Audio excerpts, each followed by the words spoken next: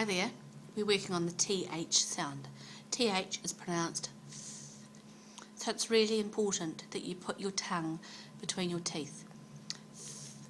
Sounds that can be confused with the th sound is f, which is F, or v, which is V. So TH is th. To practice the TH sound, say these sounds after me.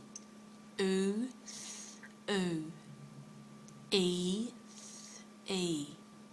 Ah, th, ah. Th, n, th, n.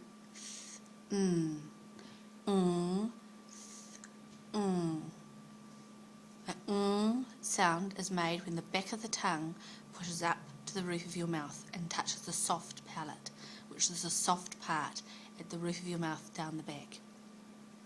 Some words to practice: the, there, that, this, Thursday, thought, thank you, with, birthday.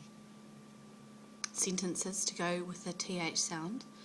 On Thursday it will be my birthday. I thought you might like that thing. What are you going to do with that?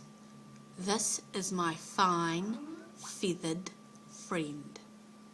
If you have any questions about that, just email.